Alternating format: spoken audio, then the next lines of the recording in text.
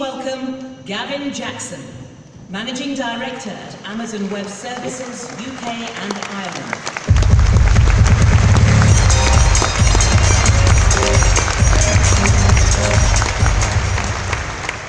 Thank you very much, and welcome to AWS Summit London 2017. This is my favourite event of the entire year because I get to welcome so many different companies from so many different diverse backgrounds, from startup companies to small and medium-sized enterprises to large corporates and multinationals to government agencies and non-profits, just right across the spectrum. It's very exciting for us, and we're just delighted that you're here. Now today, once again, you're all record breakers. This is by far the largest event we have ever hosted here in Europe. And as I think about the first time we ever came to London with a summit, we were just beside ourselves with joy that we had 600 people show up. And now I'm delighted to say that we have more than 6,000 people here in the XL with several thousand more people streaming on the live stream. It's just an unbelievable movement that we've all created here. So thank you very much once again for being here. What's also interesting is the different levels of experience that are in the room here. So for instance, 40% of you are still evaluating cloud and evaluating AWS. And what you've asked of us is to help you get going and to introduce you to peer groups that you can learn from throughout the day. 16% of you are still running single-digit workloads on AWS. And what you've asked for today is to industrialize your strategies and build cloud-first operating models. And then 44% of the people here are either running everything they have on AWS or running multiple workloads on AWS. And what you've asked for today is to continue to optimize your environments, to continue to retire technical debt from some of the sort of legacy old guard technologies that you have, and to continue to innovate faster using the AWS developer tools. And with more than 45 different sessions to choose from today, there is something for everybody at every stage of learning. And if you haven't done so, just as a reminder, if you haven't downloaded the Summit app, then I'd encourage you to do so because it will help your day go a lot smoother. I'm also delighted to be joined by 74 of our closest friends in the form of our partners, who are also our sponsors for this event. And thank you very much to all of the partners, including our platinum sponsors here, Clarinet. The partners have always been very central to the AWS story from day one.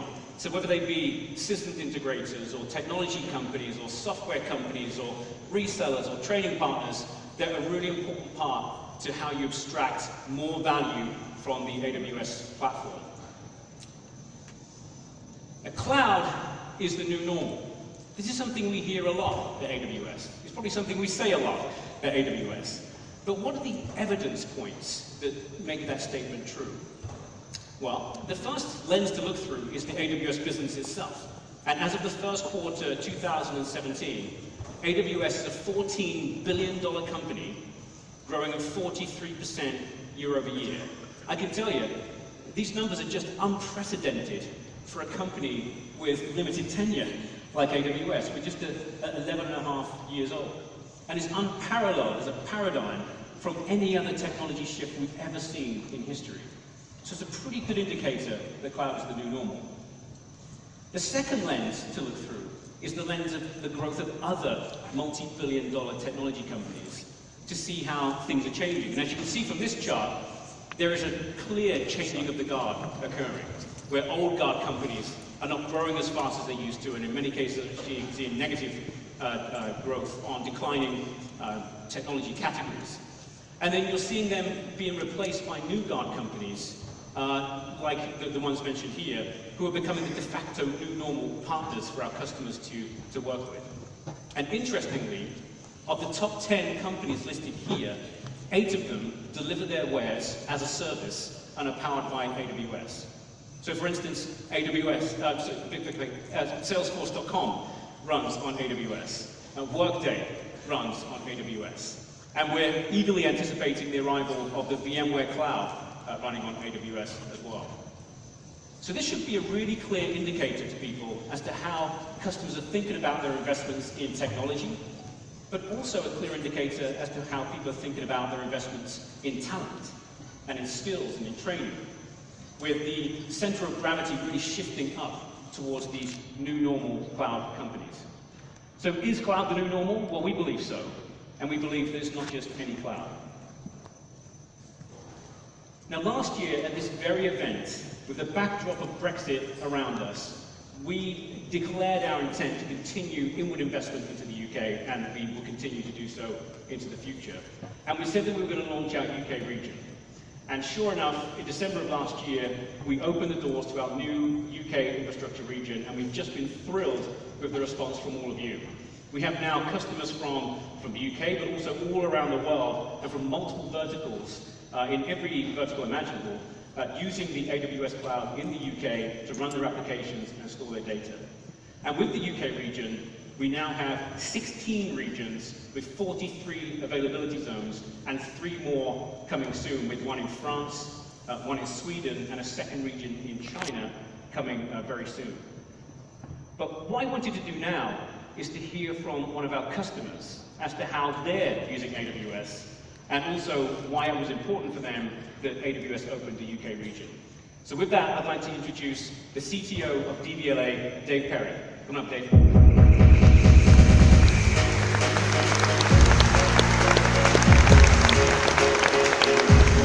morning. Thanks very much for being with us today. I hope you don't mind, but I've invited several thousand people to our private one-to-one discussion here. Is that okay with you? That's fine, it's just like a dinner table at home. Just like the dinner table at home, okay. Why don't we start by just telling us what DVLA do, and then also what you're running in AWS. Absolutely. So a lot of you in the room probably use our services. We're actually a canonical register of vehicles and driver licenses. And in terms of stuff that we've got in AWS, a lot of you, if you buy or sell a car, you'll use one of the services to let us know that you've sold the car, and that's a service called VMPR. We also have a service that we've recently introduced. There is a new legislative change for the new tax rates. That complex calculation engine, that runs in AWS. We have you have to pay your taxes, so we actually have the card payment service, which kind of people spend about £2.5 billion. That kind of runs in AWS. Yeah. Big system. And also, you know, there's a thing that some people like to go onto potentially certain car websites to find out how much their vehicle's worth. They need to get that data from somewhere. So we've actually just developed an API that has been scaled to 1 billion calls a month to deal with that. That's on the vehicle side, and then we've got drivers. So, I mean, a lot of people, they like to hire cars. There are vocational drivers, like truck drivers and coach drivers, that need to make sure that you know, they have the right to drive those. Those services to share your driving license with those organisations. That's as parts of that are on AWS. Wow. And then if you're naughty, you might get a fine, and you've got to pay your fine. So we also got parts of that on AWS. Am I able to ask you to scrub my name from any of those registers? I'll look into it.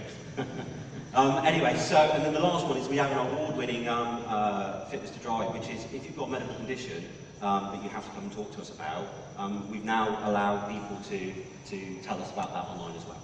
So we've got quite a bit out there. Quite a bit. This sounds fantastic. And so, what are DVLA's main challenges, and how your department is sort of geared up to overcome that? So I think our biggest one is that you know, we've got to reduce the cost of running IT within the DVLA by 40% over the next 3 years, which you know, which is a great challenge from an IT perspective.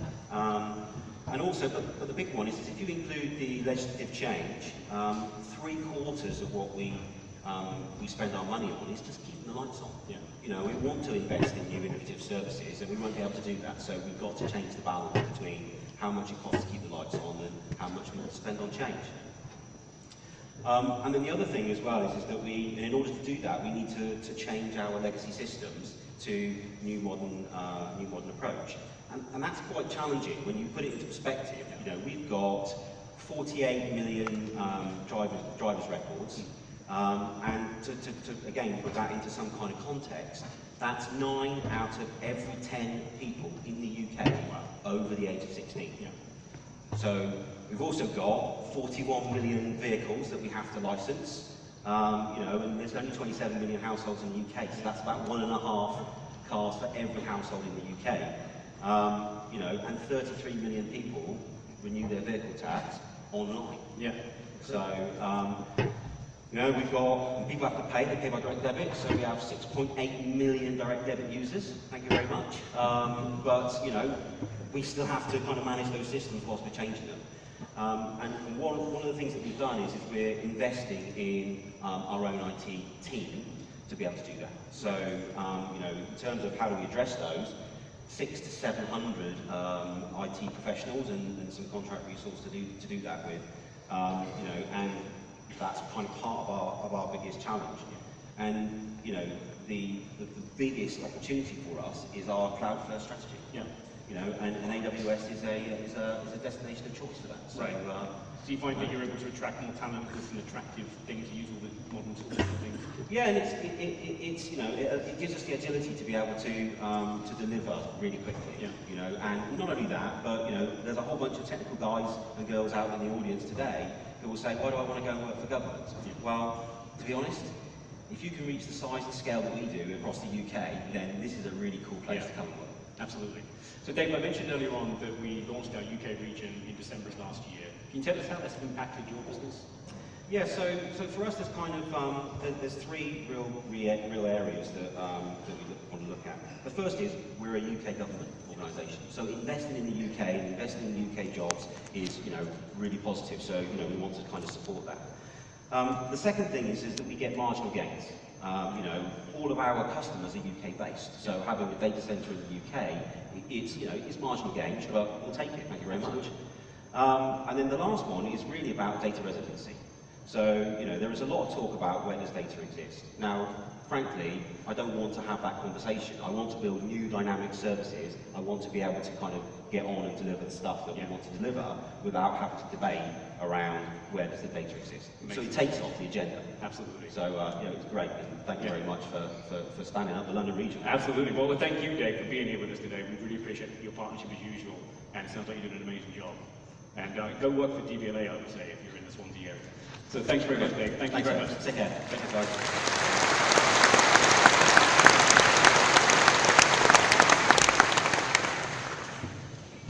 So something else that we launched this year, in January this year in fact, was AWS Restart.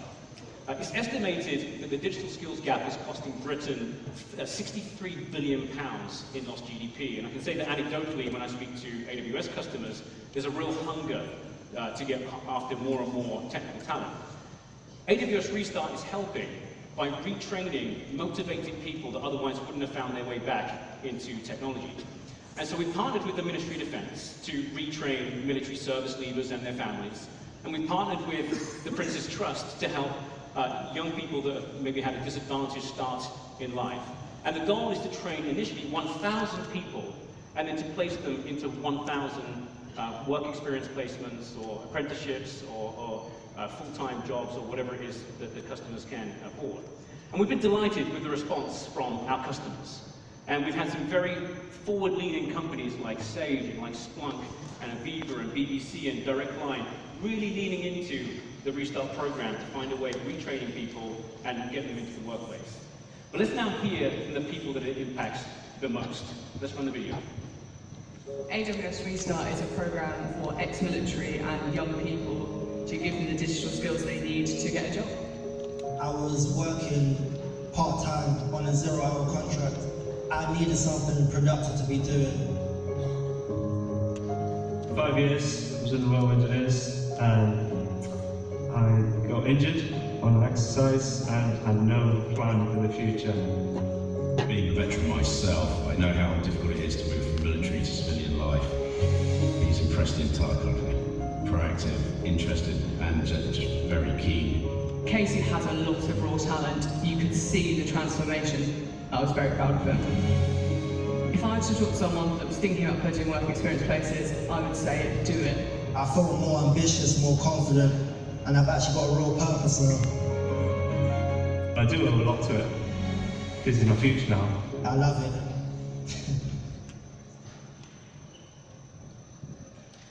So we are extremely proud of AWS Restart and extremely proud of the people that so far have graduated into the workplace through AWS Restart. There are some of the companies involved in AWS Restart here, some of the graduates in the program. I can see in the audience here. I'm not going to embarrass them by asking them to stand up, but I do think that it's worthy of these people and your round of applause, if you would, for the people of Restart.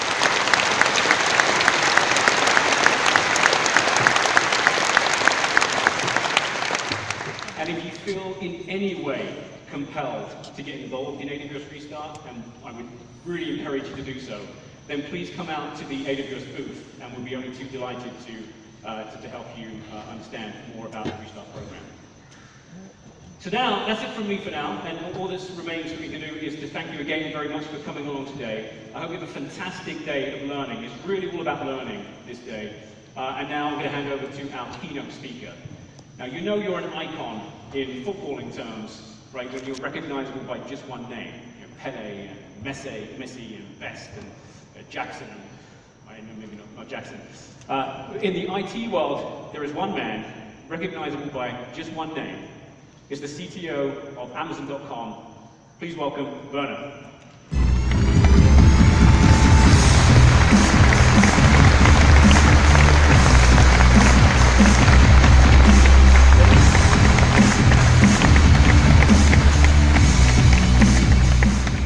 Thank you, Gavin. Thank you all for being here. By the way, there's nobody else's named Werner, so that was easy. Except in Germany, and I'm not even German. So, thank you all for being here. Actually, I want to emphasize something that Gavin just said. It's all about education. And today, or these days, I think here at the AWS Summit, it's all about education. This is not a sales event or a sales conference. It's really about learning. And very fortunately, we have many technical sessions lined up for you where you can really do deep dives on different technologies. But most importantly in those sessions, and also actually in my keynote, the most important parts of that are actually your peers talking about how they're using AWS. As Gavin already said, about 40% of you that are in this room are just here to check out AWS. You may be starting, you may be investigating, maybe you're already working a proof of concept, but you're really looking forward to sort of get to know more. And I think there is no better way in learning more about AWS than talking to the person next to you. 60% of you in this room are already AWS users and have a lot of experience about using AWS. And as such, feel free to share that knowledge. And as such, always when we have customers here on stage in the keynote or when they're talking in the sessions out there, we ask them to not really be a marketing speaker, but really tell the truth. How are you using AWS? What are the good sides? What are the bad sides? What are the pitfalls? No, this is a new world of IT. We're doing things differently now as IT professionals than, let's say, 5 or 10 years ago. Cloud has dramatically changed the way that we're operating and that we're building software. And as such, it's work in progress. We wouldn't have launched 1,000 new features and services last year if this was just status quo. Now, you are giving us so much feedback about what you want to see, what you want us to do, what new features to build, that we are continuously innovating to bring these new features to you that you're asking for. So, talk to your peers and give us feedback. Give us feedback what you want to see, what the kind of things that we're doing well, or maybe the kind of things that we're not doing well. Or more features that you would like to see. We thrive on that, and we're more than willing to change our roadmap based on the feedback that we're getting from you. And especially, I think now, just like Gavin said, that cloud is the new normal. But that's been like that for a few years now. And if you really looked at sort of what the impact has been of that this is the new normal, that development is very different. And so now that you're no longer constrained by any resources, whether it's your hardware or whether it's by decisions that you've made around operating systems and packaging, all of those things, those constraints have gone out of the window. Now you're free to develop in the way that you really like to develop.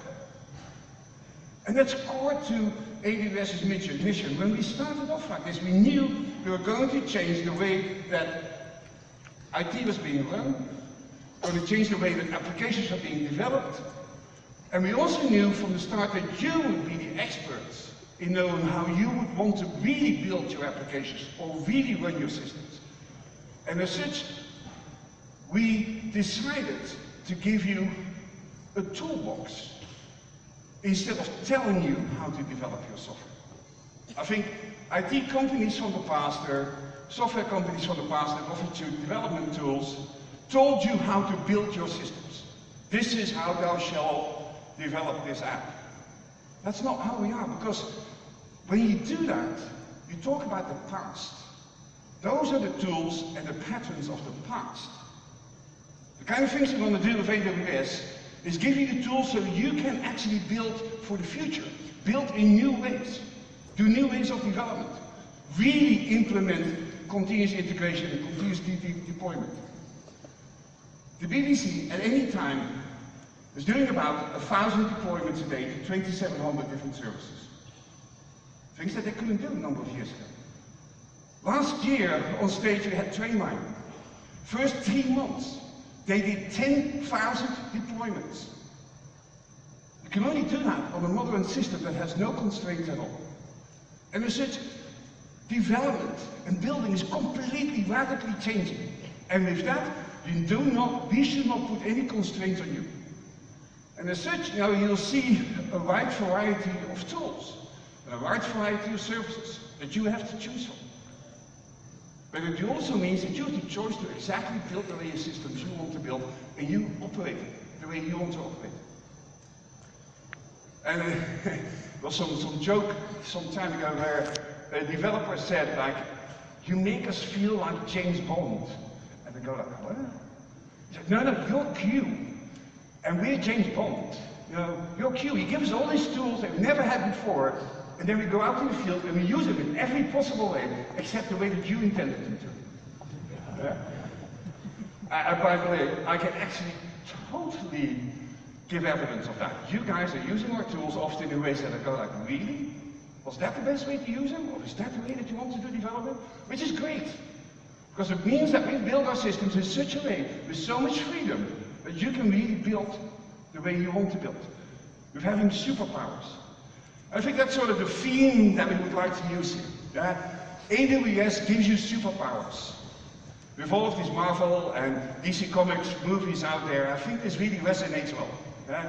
What kind of superpowers does AWS give you to really do your job? And so, in the keynote this morning, I wanted to sort of reflect on the past 6-7 months, kind of new features and services that we've delivered for you. Hopefully that they will sort of inspire you to check them out or use them, or maybe you're already using them. But I think the speed of innovation and the kind of inventions that we do with AWS are very exciting. And hopefully they will excite you to build very innovative new systems as well. So, to start off with the first one, the first superpower, I think, and the most important one of all of them, is force field. Security should forever be your #1 priority. Without security, we don't have a business. None of us. Protecting your business, protecting your customers, protecting your citizens should always be your #1 priority. It trumps everything. And as such, I hope that with AWS we are giving you the tools to protect your customers in ways that you could never do before. And whether it's the kind of investment that we make at AWS to really stay ahead of the curve, to really stay ahead of, let's say, the bad actors. Remember that security is not a line in the sand that says, this is good enough. No hacker ever looked at the website and had the stamp of ISO 27001 on it and said, oh, I won't touch that. It's a continuously moving line. And at AWS we're able to make that kind of investment to stay ahead of the line, both in terms of building new tools as well as in the operational sense. And that way we can always try to protect our customers in ways that they would never be able to do themselves. We've had customers, and especially customers from the financial services industries, moving over to AWS purely because of security. Because of the kind of investments that we can make at AWS, almost no other company can make by themselves. And especially not the continuous investments that we do in this. So I think one part of that is really the kind of things that we do at AWS to protect you by the infrastructure. But there's also a part where you have to protect yourselves. Now, the days of that firewalls or good enough security, those are long gone. If a firewall is good enough security, we would still have moats around our cities. We don't do that. We protect individual pieces in our environment. And we give you these tools, whether it's networking with VPCs, or identity access management, very clear tools around roles, the ability for you to execute as least privilege. Many of you are subject to compliance. And I think the most important security tool is that of encryption. We urge you, and we've been doing this almost from day one, to encrypt at minimum your critical business data and personal identifiable information of your customers. And I think that's just good security hygiene. You should do that. Regardless whether you run on the cloud, regardless whether you run on premise, you should encrypt your critical business data and personal identifiable information of your customers. Preferably, you should encrypt everything. But that's the minimum. And we give you the tools to do this. It makes it easy for you. I like to believe that, if you look 5-6 years ago, still were considering HTTPS to be too expensive. Now almost all consumer websites run on HTTPS. There's no longer a question. I think the same goes for encryption.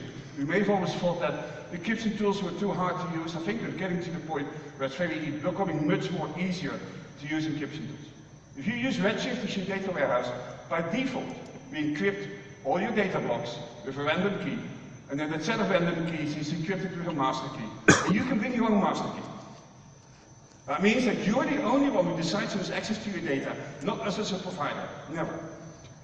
And that's a position we would like to be in.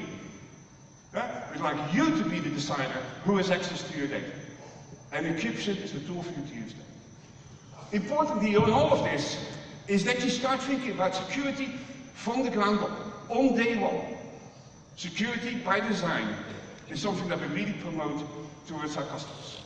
Especially if you're building new systems. And especially if you're a startup. If you're building a consumer startup today, you have to start with thinking about security first. This really means that you have to think about what are my security requirements. Well, then maybe you're operating in a compliant environment. It might be that you have other services that require some compliance. Maybe you process payments. What are the security requirements towards your customers? Are you collecting certain personal identifiable information of your customers? And what are sort of the compliance, or what are the security requirements for the network and for the operating system that you operate in? What is your patching strategy? Making sure that you get patched, so that you're no longer, let's say, immediately vulnerable for all sorts of attacks, including ransomware and things like that. Then take those requirements and build a secure environment. We give you all the tools. How does the map that you just made map onto the security tools that AWS gives you? Whether it's around access or network segmentation or monitoring and encryption and tools like that. Then make use of templates. Create templates to make sure that that's the way that you want to execute your systems and where your security requirements are encoded in those templates. And then do validation. Make use of AWS Inspector, for example.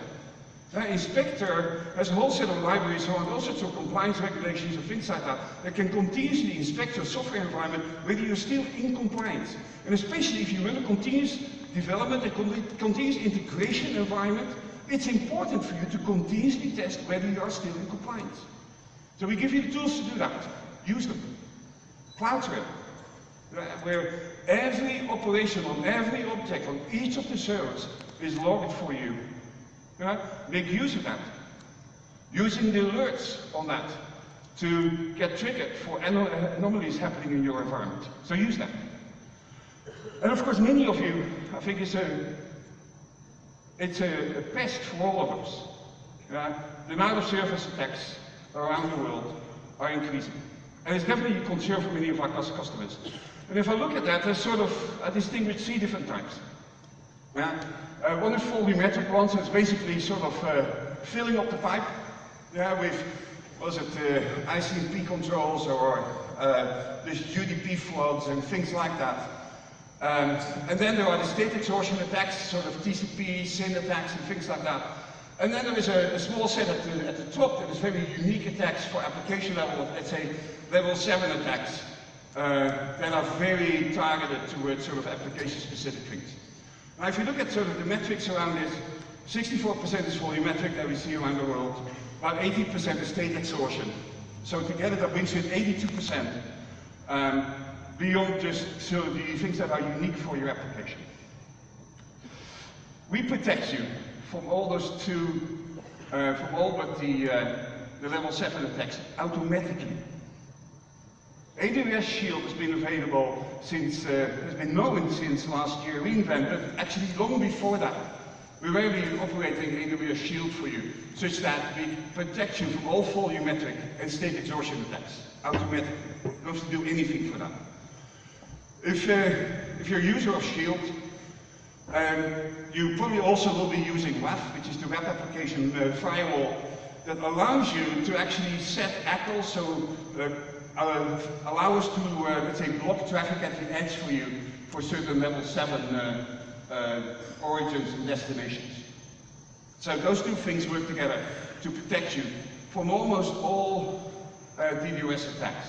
Now some of you may be concerned about, let's say, very high volume attacks. And so we offer Shield Advanced for those of you who are interested in actually really getting, for example, 24/7 support around DDoS responses, notifications via CloudWatch, and it includes the web application firewall free of charge, or at least as part of the package. So make use of this if you have particular concerns about very high volume level 7 attacks.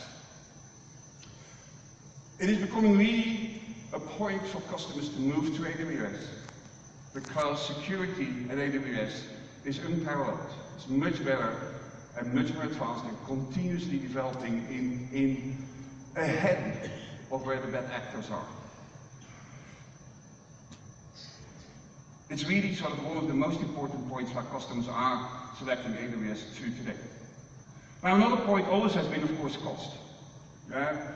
Definitely in the earlier days, many of our customers were looking for saving money because their own IT infrastructures were extremely wasteful.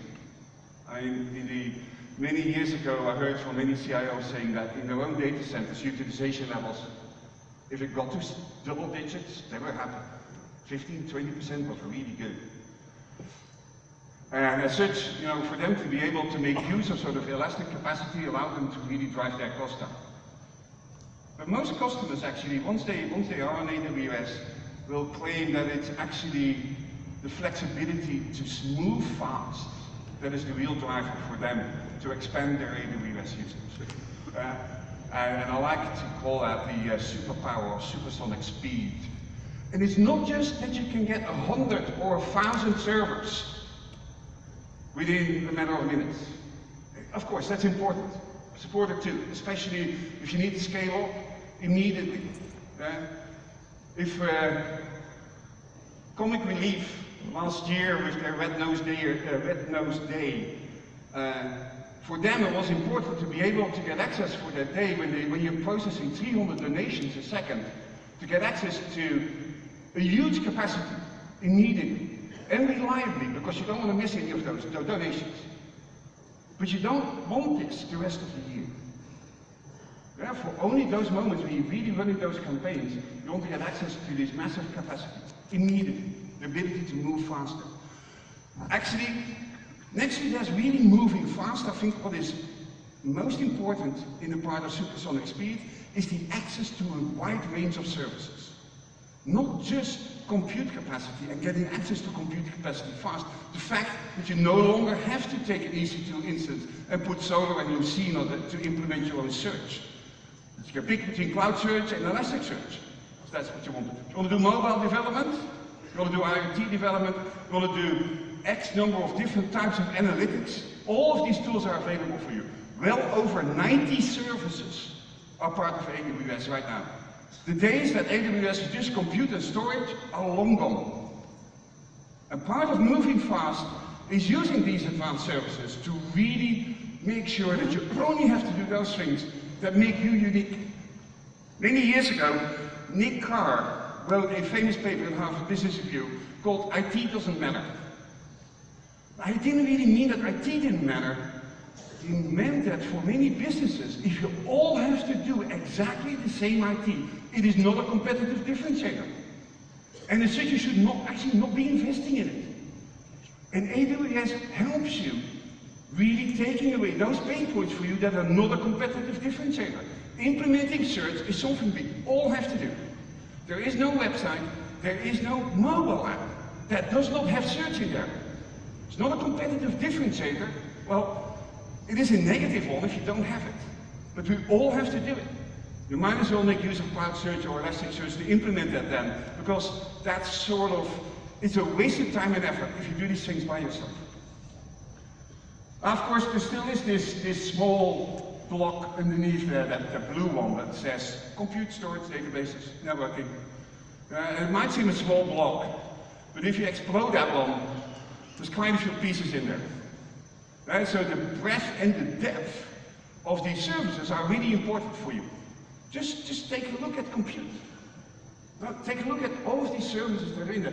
The cool thing is with this, with all these different compute instances, families, it allows you to make mistakes. In the past, if you made a mistake with buying hardware, you would be toast because you will be stuck with it. Now today, if you make a mistake, you just choose a different instance type. You may start off with something thinking that your app will be compute CPU bound. It may turn out to be I/O bound. Or then you fix some things and it becomes network bound. You just move instance types or sizes. So if you look at all these families out here, one of the important things in all of this, actually I find, is the number behind these family types. In the 11 years that AWS has now been active, we are already at C5. Meaning this is the 5th generation of our compute-intensive environment. C5 means that we've refreshed this architecture over and over again to get you the latest, high-intensity compute combined with networking, combined with I/O systems that really match this kind of new compute environment. And whether it's the R4s or the G2s, 2nd generation of GPUs, the P2s, the general purpose GPUs, used by many people for deep learning applications. So we continuously refresh these architectures to make sure that you have the latest and the greatest architectures available to build your applications on. Or, we had these G2s and the P2s with GPUs associated with it, in it. But many of you said, yeah, but what I really want, actually, is I want a C4 with a GPU. So we gave you elastic GPUs, which you can attach to any of these instances, to actually just add some GPU capacity to any of the apps that you're, to any of the systems that you're running. Or I like the new F1s. Turns out, hardware acceleration is really important. It's something that you can achieve if you have a really good stable piece of software. You can actually develop it for the F1s and then load it onto it. The cool thing is you can just develop that on your desktop, load it on the F1s, and get going with it. And actually quite a few of the FPGA images are available in the marketplace. And there's a wide range of applications in this world. For example, there's an image on the marketplace that does live video encoding. And the FPGA image, if you run that one runs 30 times faster than equivalent software running on CPUs and GPUs. So I urge you, if you have something that requires very high performance, it's a pretty stable software environment, take a look at trying to make FPGA images for you to actually get really increase in speed and access. So quite a few companies have been able to really transform themselves because of the access to these capabilities, to boost speed and to become more agile. And I'm very proud and happy to invite Claire Dixon, the CIO of Downstream of BP, on stage to talk about how they're increasing agility using AWS. Claire.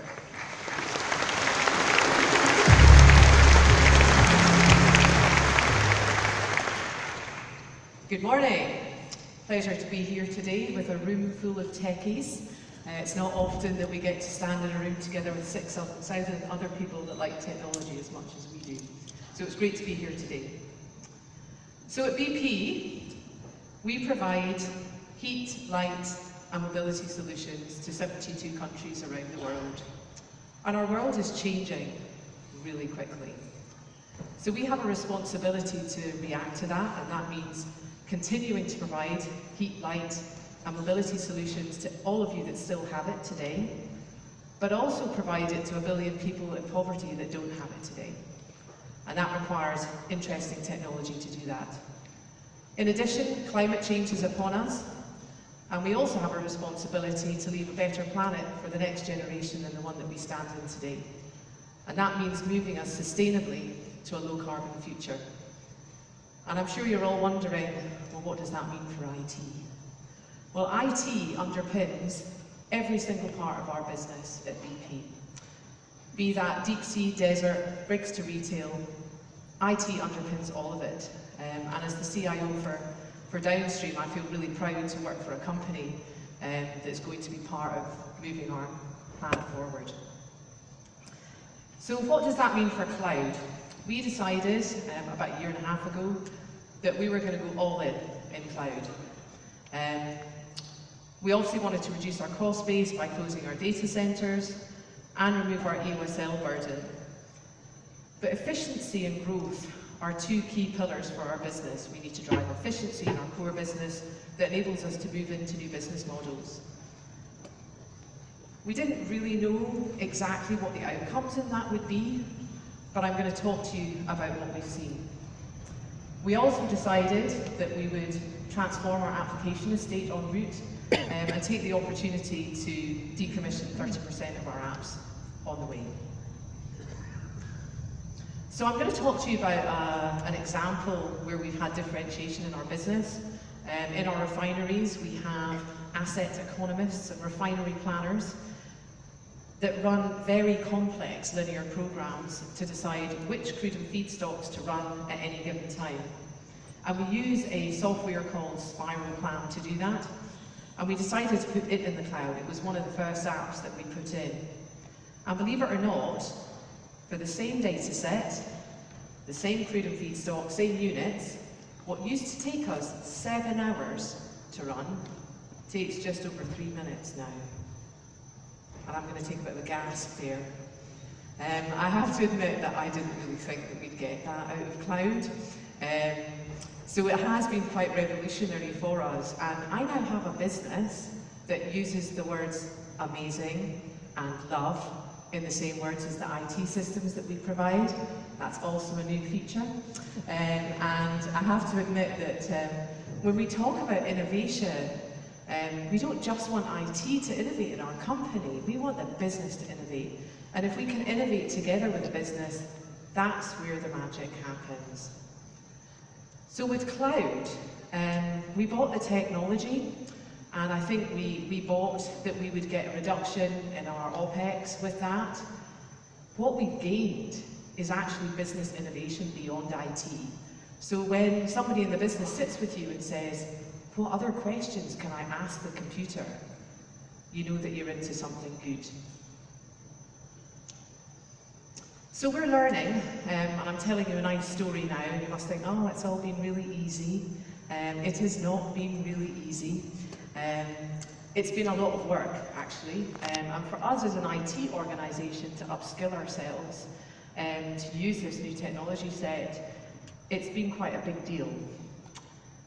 We have had to build the capability, and we've had to modify our on-prem processes, and the basics around things like security monitoring in the cloud has been a big topic for us.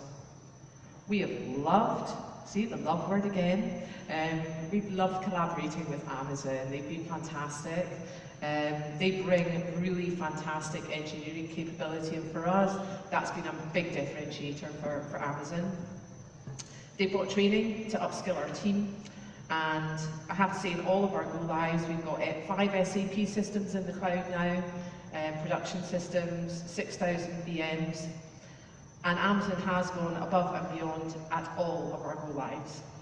So we use the collaboration word when we talk about Amazon. Patching, hot topic for all of us, I think, with the security situation that we all face. And we have found that our cloud patching has been orders of magnitude faster than on-prem. And let's talk about cost, because I know that's important for everybody. We've already seen a third reduction in our cost base for SAP systems, and we're in the 30 to 40% reduction range for total IT hosting costs. And we're not really fully optimized yet, because I would say we're still learning. I think the golden nugget though, because this is how we move our businesses forward and achieve the big ambition that I talked about up front. Achieving innovation beyond IT, where you dissolve this barrier that exists often between your IT organisation and the business, is where the magic happens. And maybe to Werner's point, that's where we get our Superman outfits on as a business to move things forward. And I think the elastic capacity that we get from the cloud is something that enables us to massively change and transform how we operate today. So on a final note, I know people talk about revolution with cloud. I would ask you to think about what else in life is actually cheaper, faster and better. And there aren't many things that I can think of when we think of those things. So thank you very much. I'm sure I'll catch up with you later.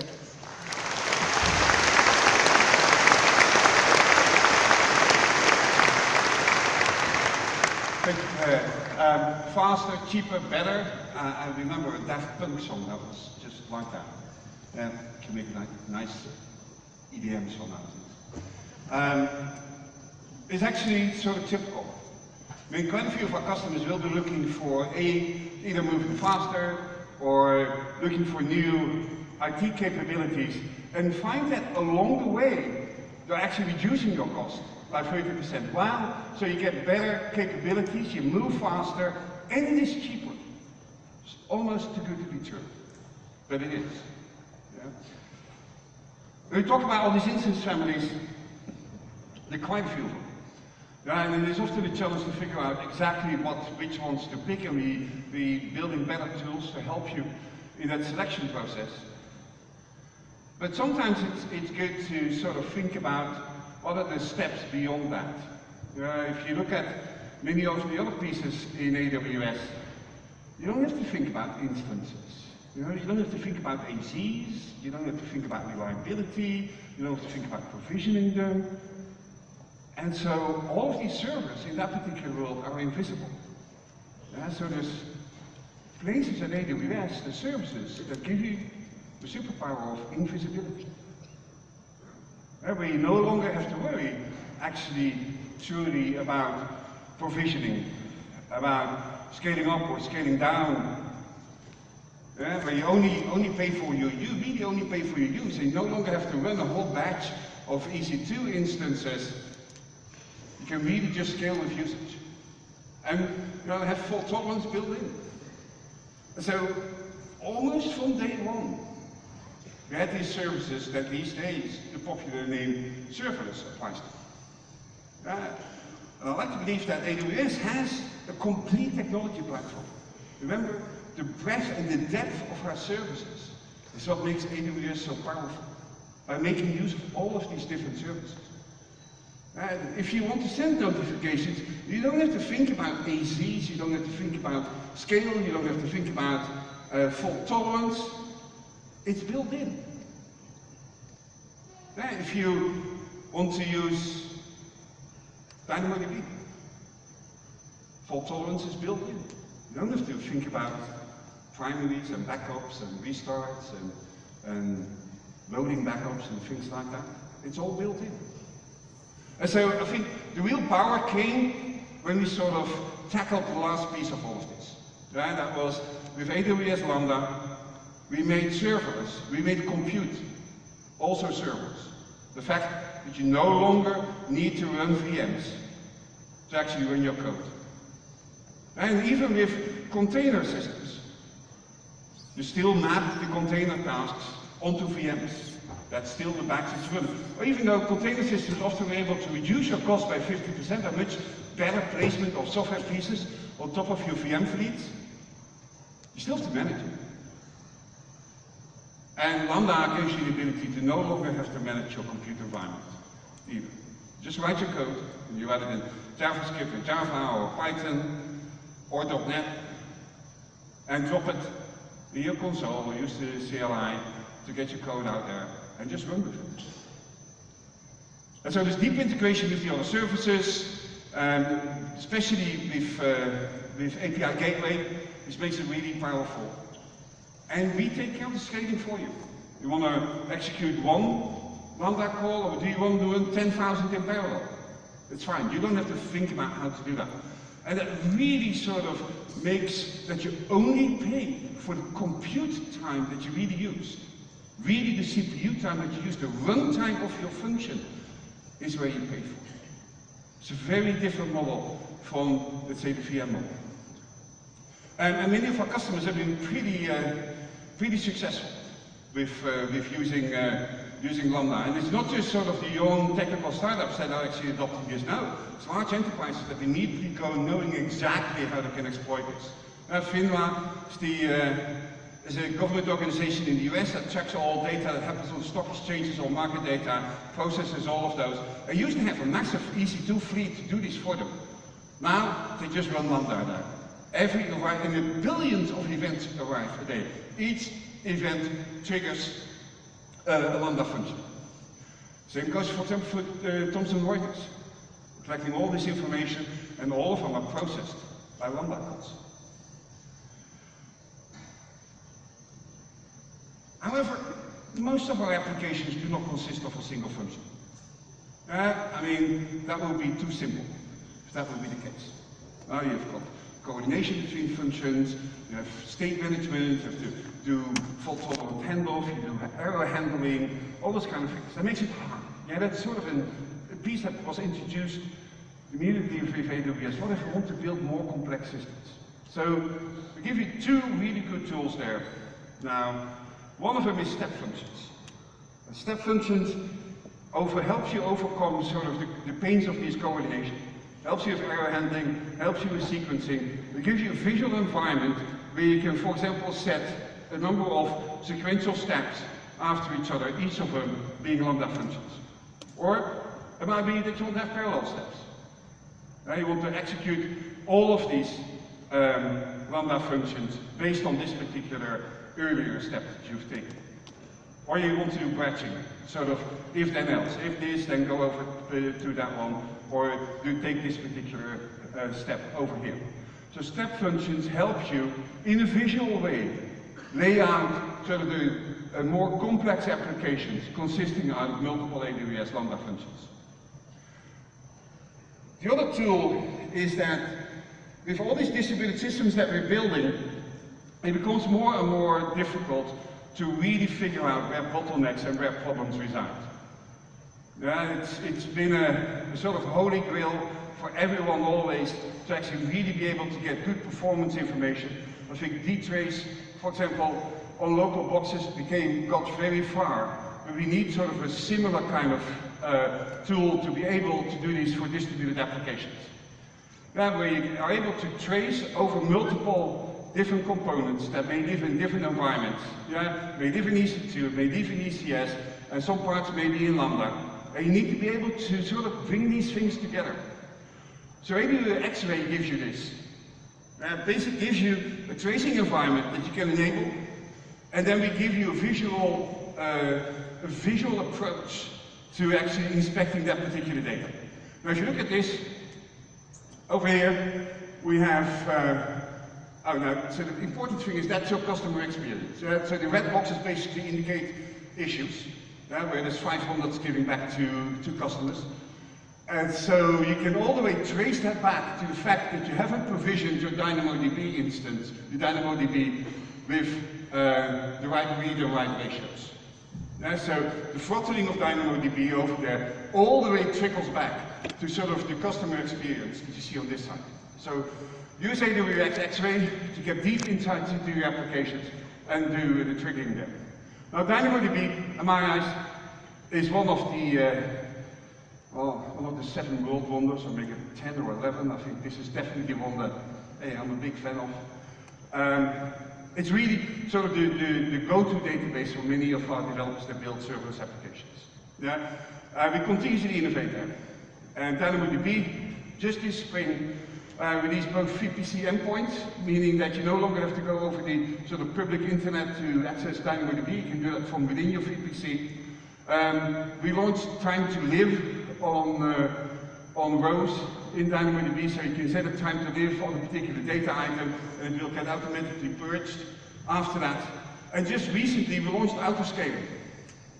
So many of you have sort of very terrible, huge variable loads on your access to the database, and it was sort of hard to sort of predict kind of load capacities that you needed at DynamoDB. So we give you autoscaling on DynamoDB, where you can automatically increase capacity based on the load that you push towards the database. Extremely important. Because I believe that the less management capabilities you need for these services, the better it is for you.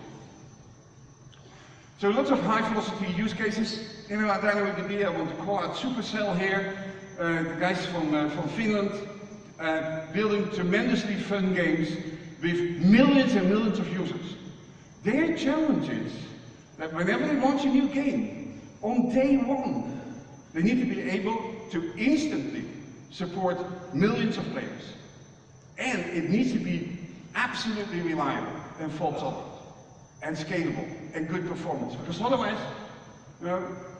all these years or months or years of game development are wasted. And so they base all of their systems on DynamoDB.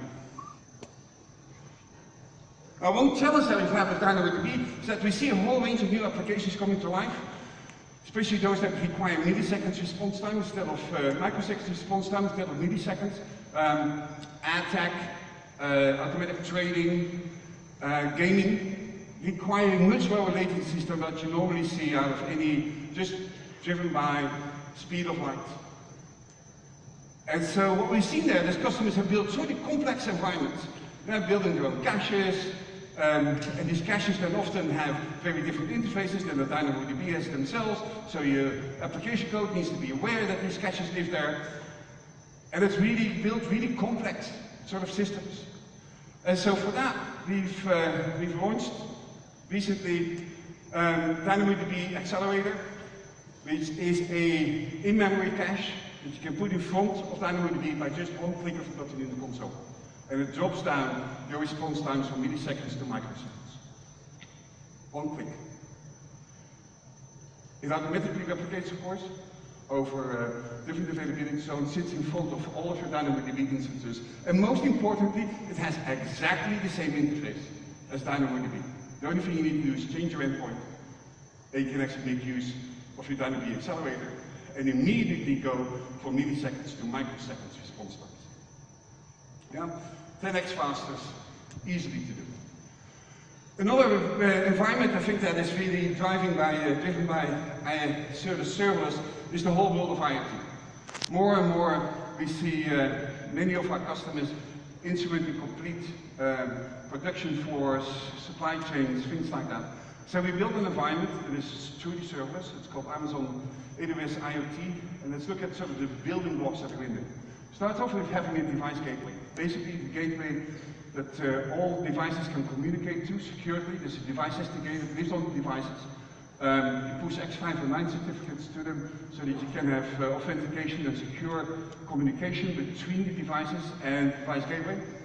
At the back end of that, the messages that come through the device gateway are pushed to what's called a rules engine, where in very simple, let's say, declarative sort of SQL-like language, you can say, if temperature goes over 30 degrees, open the window. Yeah, so that you don't even have to run very complex application logic.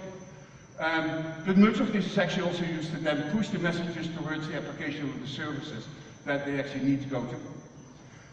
Communication back to the devices goes through something that's called the device shadow. Quite a few of these devices out in the wild will not be connected all the time, and as such that makes it very difficult to build your applications if you need to figure out whether you're connected first. So we give you a device shadow that's always on, you can communicate with as if the device is alive, If the device is actually connected, we'll immediately push it through to the device, and otherwise, whenever the device comes back online, we will pick up the instructions for it. You can also pick up sort of the latest state from the device shadow. So your application will talk to that. All of that, of course, has a nice API around it.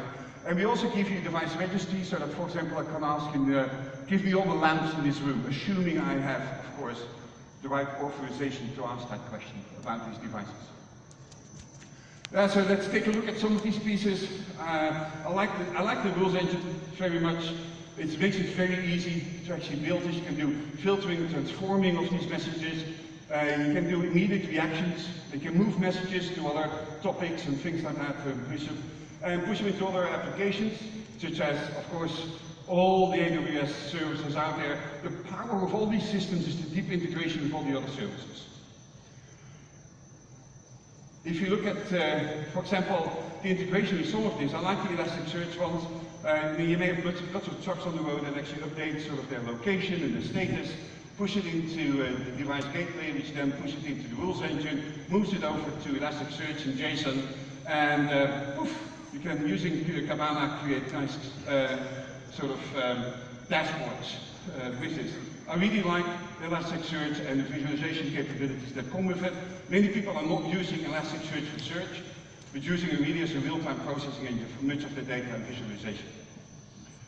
Yeah, or you can push it into ML engines, machine learning engines, something that happens quite a bit as well. And there's a very unique side of all of IoT today, I think, where in the past, control pieces on much of these large machinery were very big sort of IT systems in there. These days, they're massive distributed systems by themselves. And for much of those, you actually don't want this data to actually flow back to the cloud. You really want it to stay local. It's both in terms of physics, it's harder to move them back because there's quite a few messages, as well as just, they don't need to. It's just purely for control on the devices itself. And so, in that sense, you have sort of these three different pieces, the things, the cloud, and the applications that you're running. And so we've already talked about sort of the cloud piece of this, but on the devices itself, you might actually want to have exactly the same capabilities locally as that you have in the cloud. So for that, we give you AWS Greencast that basically runs an almost complete AWS IoT system, but on sort of the gateway that you put near these devices locally. Which gives you still the same SDKs. It gives you Lambda, so you can actually write your applications in Lambda that run on the devices itself. With all of this, with all of this data flowing around, you need to store it somewhere. Yeah, we already talked about DynamoDB sort of being a modern database. But many of us, and including ourselves, we still need relational databases. And with that, I always think about that as having the superpower of flight. I would really like to fly away from them. At least not necessarily because of the technology, but just because how the vendors have behaved over time. Now, if I really think about these old-world databases, they're expensive, and most of all, the licensing is so restrictive. Now, I used to buy many of these databases, but the only way to reduce cost of that was to make very long-term contracts. And to make these long-term contracts often overscaled. Now, I would easily buy 20-25% more licenses than I would ever need, just to avoid to get into this punitive stage, where you get this auditing and where you get massive punishment for using too many licenses. Such a customer-unfriendly business. Which is one of the reasons that many of our customers, if they think about migrating their databases, they don't stick with these commercial on-premise databases in the cloud. They're actually moving over to these open source databases. The target of many of these migrations are either MySQL or MariaDB or Postgres. And especially Postgres is really popular because they're so semantically similar to the way, for example, that Oracle runs their databases, that it makes the transition very easily. And so, to make it easier for our customers, we've built a service called the database migration service. And since the launch of that service, we've migrated 28,000 databases from on-premise into the cloud. And many of those are going from a commercial on-site database into a database with an open source interface. We also help you there with automated schema conversion and things like that. And it's not just relational databases, you have targets for Redshift and for DynamoDB as well. A target has been in all of this, been talking about these sort of open source databases. Customers started to ask us, yes, we would like to migrate to them, but we really would like to have these enterprise features in terms of reliability and performance. And so for that, we've developed Amazon Aurora, which basically is stripped out the complete caching and storage layer of MySQL and built a modern database that really works well in the cloud, replicates 6 times over 3 availability zones, making sure that you get consistent low performance out of this database while remaining highly available. Amazon Aurora is the fastest growing AWS service ever. Kind of gives you an indication how eager our customers are to move away in the 90s, and never has changed since. For that, we also launched Amazon Postgres edition of Aurora to make sure that you can easily migrate from some of these other databases that are semantically so much similar to Postgres in the cloud. Yeah. And actually, I think it's available GA these days, actually.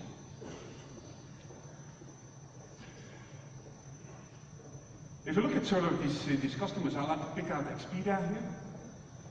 Expedia runs, 150 travel sites around the world. And they base all of their backends on Amazon Aurora. 300 million writes a day. There's loads up to, 17,000 writes a second. 35,000 reads a second. All with consistent performance of around, single tens of milliseconds of writes. So if you have all this data, you really want to get insights into it as well. It's not just a matter of processing transactions. You want to have deep insight into the data that you're using. I think, actually, with all of the things that we've done in the cloud, one of the effect has been that everybody now has access to the same level of compute capabilities, the same level of storage, the same level of databases. None of that is a competitive differentiator anymore. So what we see with many businesses is that what is now at sort of this system level the competitive differentiator? What drives that? It's your data. The quality of the data that you have, the questions that you ask the data, is going to be the competitive differentiator for your business. So doing analytics is extremely important in the future of business. And so we give you 3 major tools in this world.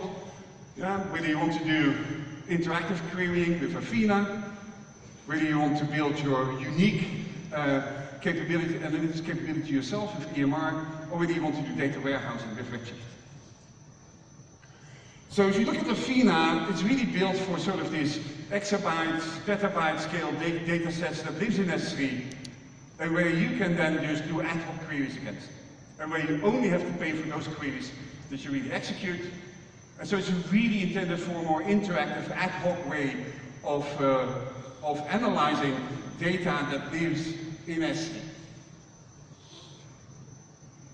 EMR allows you to use these open source tools like Hadoop and Spark and Presto and HBase to build unique analytics capabilities for your particular application that you have find very dedicated. And then you can pick EMR to run this for you, whether it's on 10 nodes or 100 nodes or 1,000 nodes, depending on sort of the data processing that you want to do and how fast you want to get it done. And the first set, of course, is Redshift. Redshift is a very different one from the other two. The other two mostly are based around S3. Redshift is a traditional data warehouse in that it often pulls their data sources from other authoritative data stores. It might be your financial data store, and it might be your product data store, and it might be your sales data store. Putting data out of that, and then running data warehousing queries, complex data warehousing queries on those. A very important part of that is referential integrity. Making sure that the products that sit in that database, the product ID, and your sales data and your financial data actually match up. So heavy responsibility, very fast processing of these very complex queries. And many of our customers love Redshift, and Redshift is probably the service that has been iterating the fastest of all of this. They've been really on fire in rolling out feature after feature because it's such a crucial point What we're seeing also is that data warehousing is no longer a centralized service. If you can get just a data warehouse for 2 hours on a Thursday afternoon, business units by themselves will be running a data warehouse, instead of having to go to the centralized IT department. Now, one request from customers really that they had is, because you have to move data towards Redshift, whether we couldn't execute Redshift queries on data that lives directly in S3. And so basically, quite a few of our customers have been using S3 as a data lake. That means sort of you push authoritative updates that happen to each of your databases, and each puts all of those in S3 as well. And you may have exabytes and petabytes of data sets there that you want to execute complex queries on, but you don't want to move that data over to Redshift. That will be prohibitive, especially if you get into the petabyte size. So for that, we developed something for you called Redshift Spectrum, that now allows you to execute these complex queries directly onto data that lives in S3. What you do is, if you have this data living in S3, you use the AWS data catalog, you describe the data in the catalog, and then in Redshift you can actually point to it as an external table and pull that data directly out of there into Redshift to execute on it. So we've done an experiment with this. This is, in my eyes, a pretty typical complex data warehouse query. Yeah? Although, actually, some of these queries have many more tables. So these are 3 tables. One lives in S3, which is a petabyte table. Yeah? Prohibitive to move that. A petabyte of data living in S3. 3 local ones, probably was it a fact table and a dimension table and things like that. That probably will sit locally. And then you have sort of a bunch of joins and filters and grouping by and orders and limits and aggregation, all the stuff you do in a very complex data warehouse query. Now, if you code this on a petabyte data set, the almost only alternative you have is to use Hive. If you code this on Hive, it will take you 5 years to run that query. Yeah? Using 1,000 nodes in our AMR cluster. Can you imagine what your bill is going to be after 5 years? Yeah? If you do this with Redshift Spectrum, it will take you 155 seconds. Yeah? Complex data warehouse query on a petabyte of data takes you 155 seconds. It costs you about $200. Yeah? A petabyte of data, complex data warehouse query. Pretty amazing. What we saw is that even though we just launched it about a month ago, immediately we saw companies jumping on this and actually processing their extremely large data sets with this. Now, data warehousing, analytics in general is becoming more and more important, especially when it comes to real time. Yeah, I always thought that there's sort of the data warehousing that looks towards the past, where most of the tools that we just described look at. And you have Kinesis and Elasticsearch and others that move much more about the real-time operations. And so I'd like to invite on stage Dan Webb, who's the VP of Engineering of Deliveroo, who's going to talk to you about real-time data processing and real-time insights. Dan.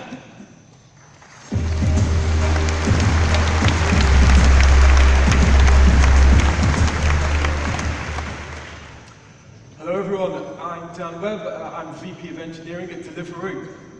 Deliveroo was started in 2012 by our CEO Will Shue and his co-founder Greg Orlowski. As an investment banker working in Canary Wharf, Will was frustrated that while there were loads of good restaurants in the area, none of them would deliver to him as he works late into the night in the office. And so Deliveroo was founded to do just that, deliver great food from great restaurants right to your door. In order to fulfill that mission, we maintain a suite of consumer-facing applications that allowed our customers to order food from local restaurants.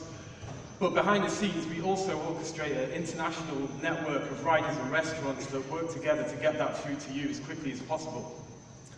In 2012, Deliveroo served its first customer in Chelsea here in London with Will Shue himself, in fact, as rider number 1. And since then, we've grown enormously, both as a business and an organisation. If you spent any time here in London or in many other major cities around the world, there's no doubt that you will have spotted our riders whizzing around the streets wearing jackets much like this one.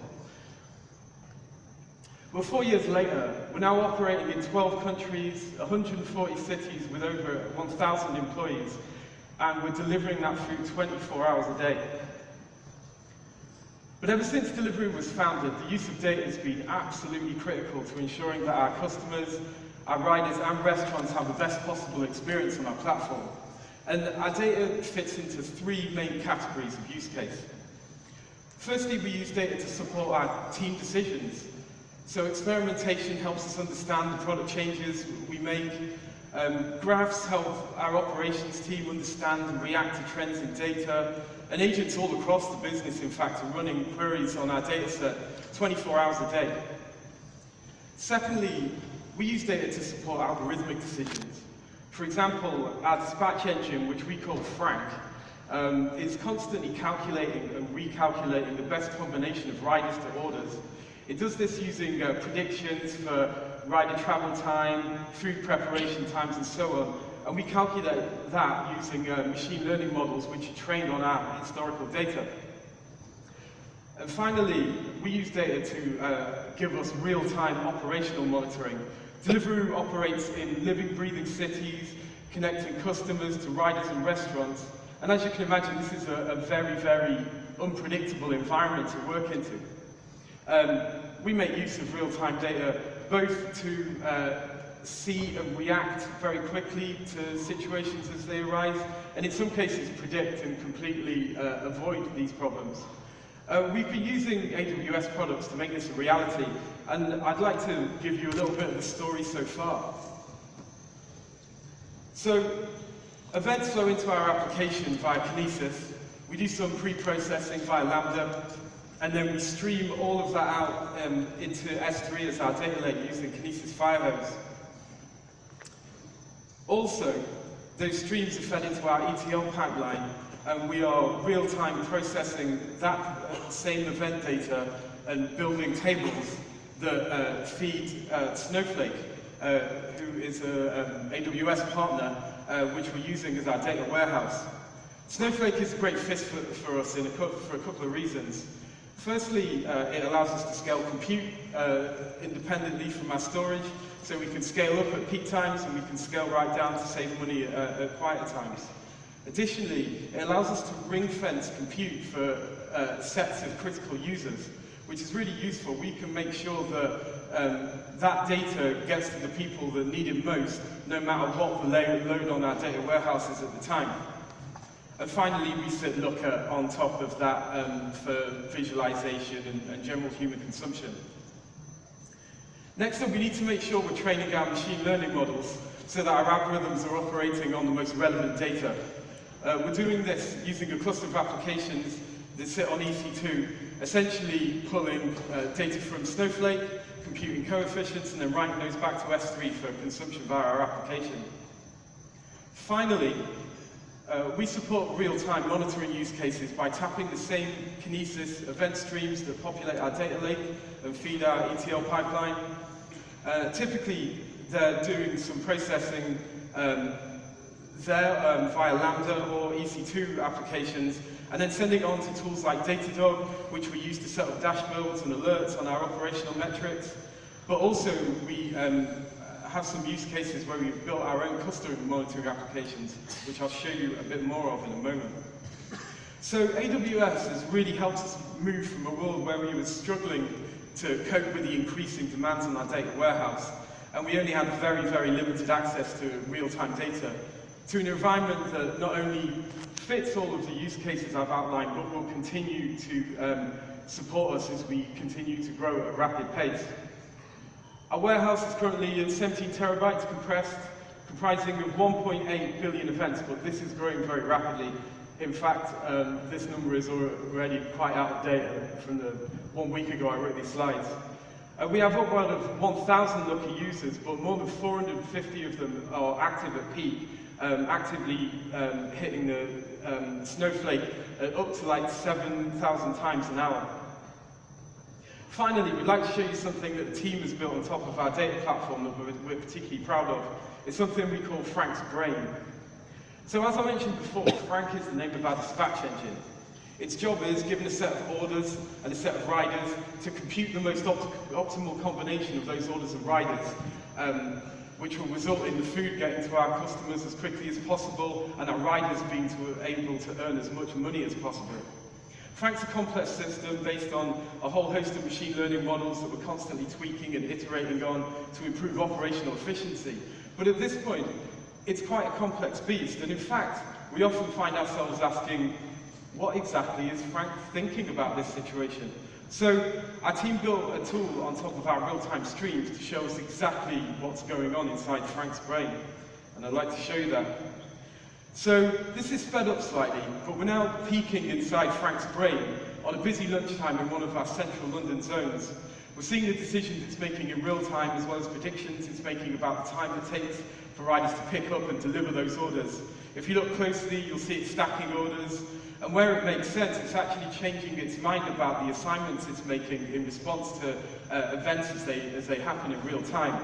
It's really helped us debug and understand how our algorithms affect riders and deliveries beyond just changes in overall metrics. And if you'd like to find out more about that, our lead data engineer, Tom Seddon, is speaking at 3:55 on Route 6, and we'll go into a lot more detail about this.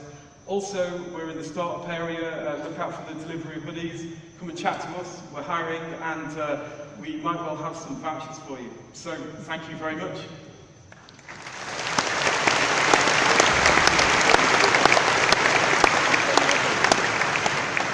Thank you.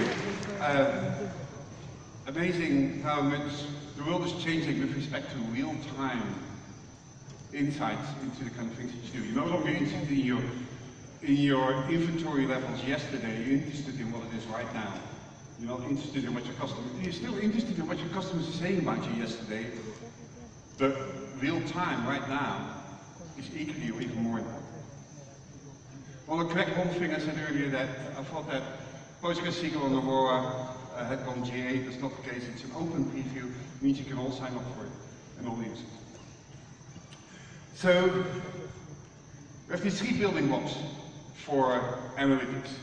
So the one that looks back, the real-time ones with Kinesis and Elasticsearch and EMR. And then there's the third pillar that is past, present, and future, is to look towards the future and to make predictions. Basically, the superpower of precognition. The ability, what's the best way to predict the future? That is to look at the past. I mean, that's all the tools we have. And so for many of us, we sit on a significant amount of data, very unique data. And it would almost be silly not to make use of that data to sort of make predictions about the future. At Amazon, the retailer, it's obvious, we sit on billions of orders from the past. And we know exactly which of those orders are fraudulent and not, because you know that about the past. You should use that data then to kind of make predictions that when a new order is coming in, it should give it a fraud score. We know about the past, we know about new products that we've put into our warehouses, and we know what sort of the right levels of inventory were over time. So if you get new products in, you might as well use this knowledge from the past to make sort of predictions about what will be good inventory levels. And so all of this comes together in sort of machine learning and what these days we call artificial intelligence. And for me, this is still sort of computer science. It's not scary robots running around and taking over the world and things like that. It's just us being smarter. Being smarter by using data and create models of that data, and then use those models to sort of make predictions. Now the challenge has been making sure that we have the right data, make sure that we can train them, and make sure then that we can execute those models in ways that we can put data into it to make predictions out of it. So at AWS it makes it easy. You can put literally petabytes of data into that. And we see also the new data sources being created, especially out of the world of IoT, where all this data is coming together in new data sources to then sort of use that to train that data and make predictions, use that to build models. And then you do validation of those models. It's actually pretty simple. It's pretty simple computer science. What you do is take 75% of your data from the past and then try to predict the other 25%. And that's really how you tune your model. Again, this machine learning may seem like magic. It's not. Yeah? And so you tune your model until you're very accurate in predicting the past, with the idea that that might be pretty good prediction for the future as well. So then you have these models, and you can execute them, whether you do it on GPUs and CPUs, or you can put them using Lambda. All of these kind of pieces come together really well in there, or on the edge. And so I like to believe that AWS at this moment is really sort of the center of gravity for AI. Because you've got all these platforms available for you to use. Every piece of this, whether it's the hardware, the software, the higher level services, all of these pieces come together. The cool thing is that we've been doing this for 20 years already, and we have a lot of knowledge about it. If you're, hopefully, you're all Amazon retail customers in this room, many of you, hopefully. Anybody non-Amazon customer? Can I talk to you later? But if you've been visiting the Amazon.com or the Amazon.co.uk homepage, you've been exposed to AI for 20 years already. Your recommendation engine is machine learning. Similarities, machine learning. Customers who bought X, bought Y, machine learning. Abusive review detection, machine learning. Inventory levels, fraud protection, counterfeit good detection, all of these kind of things. It's all machine learning. We've been doing it for such a long time. We've got thousands of engineers who have been working on this. And you now see much of the experience that we have in that world come back into AWS as well. And so many of our customers are using AWS as well for many of their artificial intelligence. Netflix, very popular here as well, I believe. Netflix has said that 75% of the movies and series watched on Netflix are driven by recommendations. Well, if 75% of your business is dependent on recommendations, it better be really good. Yeah, and it does not take the general public into account, but it takes individuals into account as well. And so this machine learning becomes extremely important as a core to your business. So, if I talk about sort of the different pieces of the AI stack, there's a few things I think that have really accelerated in the past years. Not just machine learning, because that's something that we've been doing for a long time, but deep learning, where you take more complex data sets, build neural networks out of it. And for that you needed to have access to what's called general purpose GPUs. And especially those that have high parallelism, and where the large memories on these GPUs actually also allow very well-performant parallel access to the memory on the GPUs. And so that's sort of the infrastructure pieces that were necessary to sort of propel deep learning forward. Next to that, I think the engines, the deep learning engines, have made significant progress in the past 3-4 years. Now, especially being driven by, we now have this massive access to, for example, the P2 instances. And we give you this AMI that you can use it, have all these engines in it, and whether you want to use TensorFlow or Caffe or Piano, all of them sit in there. At AWS, we've aligned ourselves with MXNet. And MXNet now has become part of the Apache accelerator. So one of the reasons for us for picking MXNet, first of all, because it performed extraordinarily well on the P2s. But there's another reason for that. Remember that earlier on in our conversation, I told you for us it's important to give you choice. Now, many of the other engines in here, like TensorFlow for example, only allow declarative programming. But many of you want to do imperative programming around these models. Yeah, so we want to make sure that you have choice. You want to run in Python, or do you want to run your models using it for Java? No, you want to make sure that all of these actually are able to be programmed. And as such, we picked that one that really matches our strategy well in giving you choice. You get to choose which programming language you want to write your AI applications in. And then you've got sort of the platforms that run with this, Spark, Kinesis, ML, all of this. All of these, especially the lower two layers, require still significant data science knowledge. And I think that most of us will never program at that particular level. Because it requires really good insight in how to use the multiple layers of these deep learning systems. I think most of us will be using sort of vertical systems, services built on top of these platforms. And we launched 3 of them for you to get going with. And that makes it really easy for you to get going. So the first one we launched is Amazon Lex. And it basically does automatic speech recognition and natural language understanding. By the way, if you have one of the Amazon Echoes, so this has the Alexa voice service in it, Lex is actually part of the components that sit in there as well. You know, it takes an audio file, it translates it into text, and then you use natural language understanding to understand what is the intent of this audio, let's say, message, and then execute a lambda function based on that.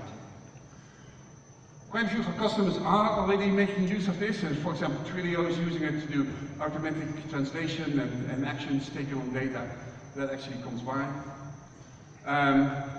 Second one is of course the same component that also is part of Amazon Alexa, which is the text-to-speech. So often this goes together with Lex. So Lex is the input part. We try to understand what your customers are doing. And then Polly is the way that you actually are talking back to your customers. Yeah, and if you look, for example, I think one of the ones that I think I'm really proud of in this one is the guys of Duolingo. If you've ever tried to learn programming languages, or not programming languages, languages that we normally speak, yeah? So if you ever tried to, hey, and found that Polly was the most natural one. So if your text-to-speech system is being used to teach other people languages, it's probably pretty good.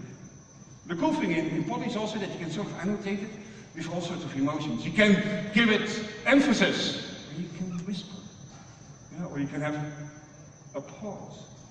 And actually there's also capabilities in there as well to sort of, if you have avatars, to match it really up with the way that your avatar is moving.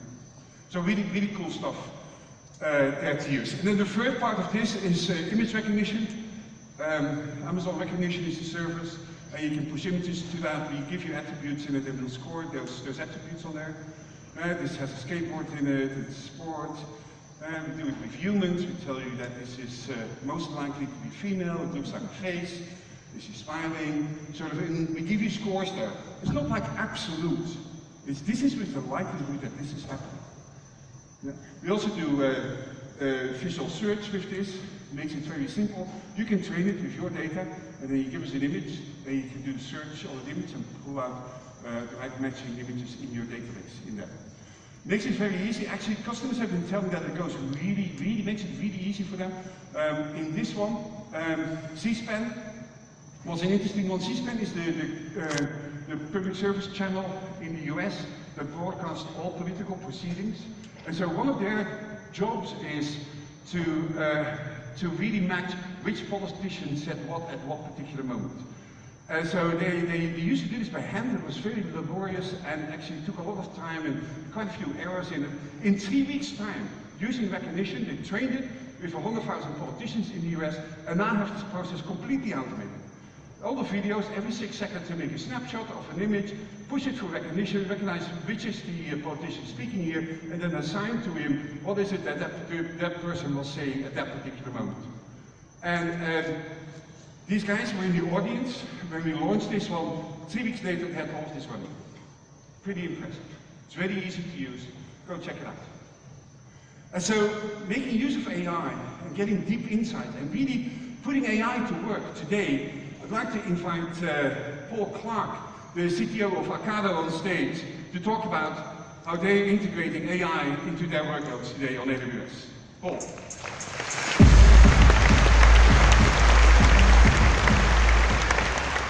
Good morning. Slightly bigger than the usual town halls that I normally speak at. Thank you very much indeed for inviting me here today. So Ocado is the largest online-only grocery retailer in the UK. We don't have any shops. Instead, our customers' orders are picked and packed in huge automated warehouses, which are the largest and most sophisticated of their kind in the world, before we deliver them to their kitchen tables in 1-hour slots using our own dedicated delivery fleet. And our business is all about making this process of online grocery delivery as simple and convenient as possible for our customers. But that simplicity is delivered through the application of a huge amount of technology and automation. On the left-hand side of the screen, you can see a simulation of one of our first-generation automated warehouses, and each coloured square is a crate containing part of a customer order. And there's typically about 8,000 of these crates on the move across 30 kilometres of conveyor at any one time. And on the right-hand side of the screen, you can see a view of our production day from the perspective of our delivery fleet.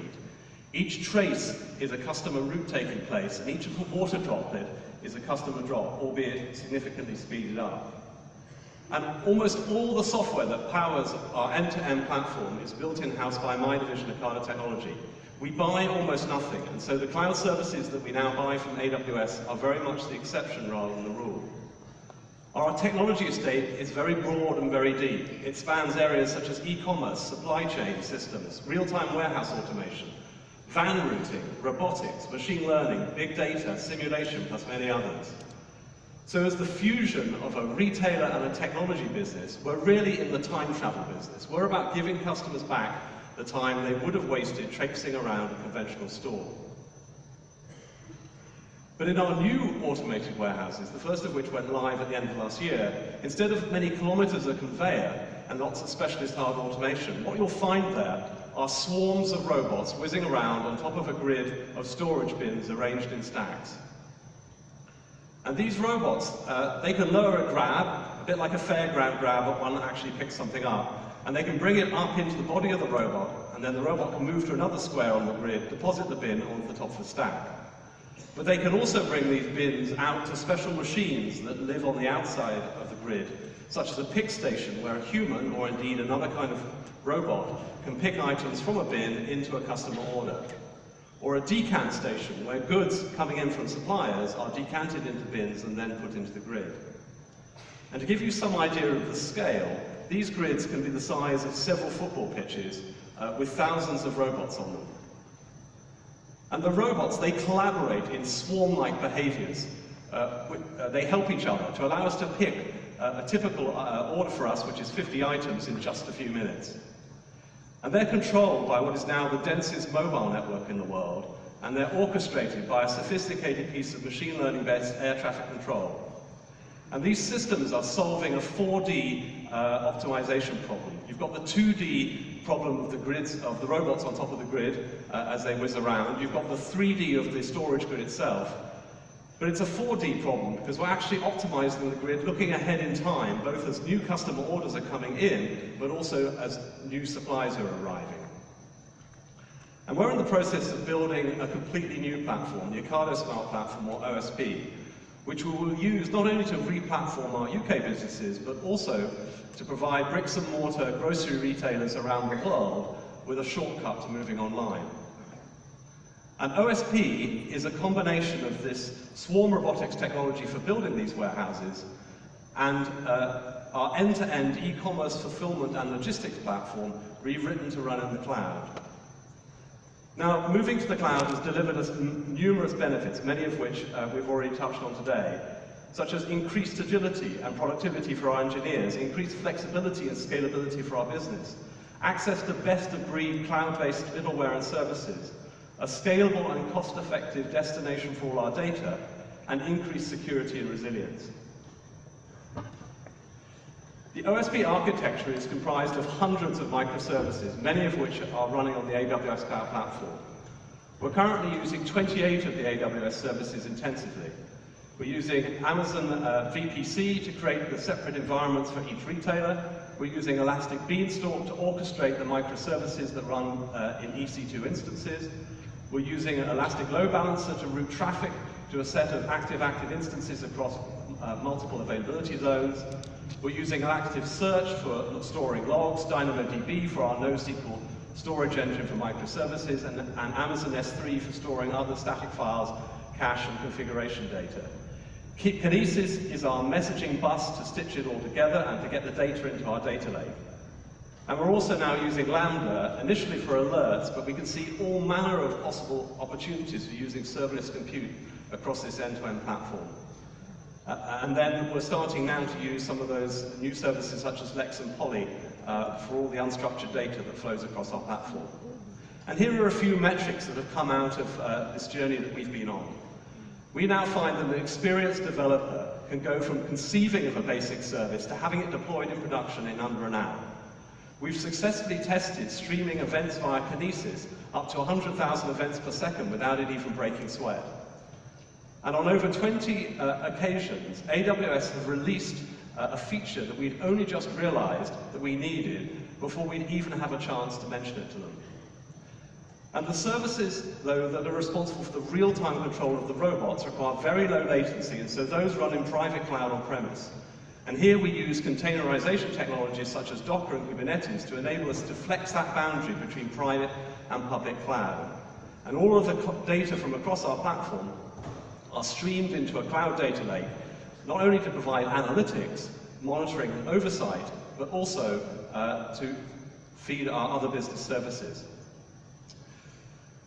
But we also use this data to feed our many applications of AI across our platform, such as the predictive analytics that help our customers shop faster and with greater delight, forecasting the demand for the over 50,000 different items that we sell, optimizing the more than 2,000 van routes that we drive each day, overseeing and optimizing those swarms of robots across multiple warehouses, plus many others. Now, building AI into your applications, it used to require hiring specialist engineers with PhDs, pizza-stained t-shirts, and wet towels wrapped around their heads. And some specialist applications of AI definitely still do, and we hire quite a number of those. However, for many other applications, the advent of cloud-based AI services have completely democratized access to AI, made it a commodity, and in so doing have redefined a baseline for smartness. Now, for a few cents, you can call a cloud API, pass in some data, and get back a smart prediction or insight. And to take advantage of this new smartness, companies need to be not only collecting the data they'll need to train the models, as Werner's been talking about, but also architecting their applications to be AI ready from day one. And that's why we're so excited about the range of new AI services available on the AWS platform, because they're bringing AI within the reach of all of our engineers. AI really is the new Java. It's going to be anywhere and everywhere. Thank you very much.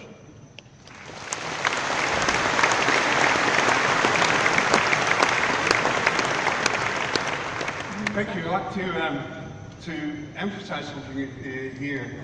We haven't really talked that much this time around about agility and mostly developer productivity. The stories that we hear from quite a few of our customers are that they see developer productivity go improve 2 to 3x easily, because you no longer have to wait for your resources and things like that. And remember, it's not just about production. I like to sort of emphasize something that I've said quite a few times. Agility lives in dev and test. Where you move fast as a business is making sure that your dev and test is able to speed up. And I think there's no better environment to run your dev and testing than in AWS. So, all of these great stories and all the kind of things that we've done, hopefully get you a good view of what we've done in the past, let's say 6-7 months. There's one superpower left in all of this, and I think we all want this superpower. We all want immortality. At least I want it. I don't know. I want to do this keynote a few more times. It's up to you, but you know. But at least I think we want immortality for our businesses. I think we want to build businesses and applications that live for a long time. At Amazon, Jeff Bezos has made it our mission to think about how do you build a business that needs to last 100 years. It's a very tall challenge. Most businesses are built for the next quarter. And so the only way to really build a business for long term is to align yourself with your customers. To cannibalize your business often in the short term for a long time alignment with your customers. And it's easy to see how that works in retail. It works in AWS at the same way. For us it's important that you spend as little money on AWS as possible. That you are architected in the most cost-effective way. Because if that's the case, the likelihood that you're going to be successful is much higher in the long term. And if you're successful, hopefully we're successful with you as well. And you've seen this earlier on as well in presentations that we're a really collaborative company. We work with you. We're investing in your success as much as that. We don't just want to sell to you. That's the old world. We want to make you successful using our services. If you're successful, we'll be successful with you. And it's hard enough because, Jeff also said that if we stop innovating at Amazon, we'll be out of business in 10 to 15 years. That means that you have to continue to focus on innovation. And why? Not because there will be another large e-commerce company standing up, but it will be death by 1,000 cuts. Someone will be doing diapers better. Someone will be doing shoes better. And customers have perfect access to perfect information. Look at these household names. They didn't exist 6-7 years ago. Each night, 450,000 people are spending a night in a room broken by Airbnb. Any hotel chain would kill for these numbers. These guys didn't exist 7-8 years ago. All born in the cloud. And it's not just, let's say, these sort of really new style economies, but also ones that are chipping away at traditional institutions. Quite a few traditional institutions are not really seen as so very customer-centric, and as such, there's room for new players to come up. Look at you guys here in the UK. Look at Monzo. Yeah? Look at Oak North. Currency Cloud. Yeah? Chipping away at internationally money transfers. Why? Because they're more customer-centric and focusing on a specific thing that customers expect. Monzo was built as a mobile-first bank. Yeah? And as such, they're really successful in terms of that. These large enterprises need to become aware that they need to go for this digital transformation because it's just a quest for survival. On this, probably General Electric is the best example. These are our customers that are going all in on AWS. And so General Electric probably is the best example because they are the only company left of the original S&P 500 that is still in business. 50 years ago, the average lifetime of a company on the S&P 500 was 60 years old. Now, 15 years. Expectation is by 2025, 75% of the companies that are now in the S&P 500 will no longer exist.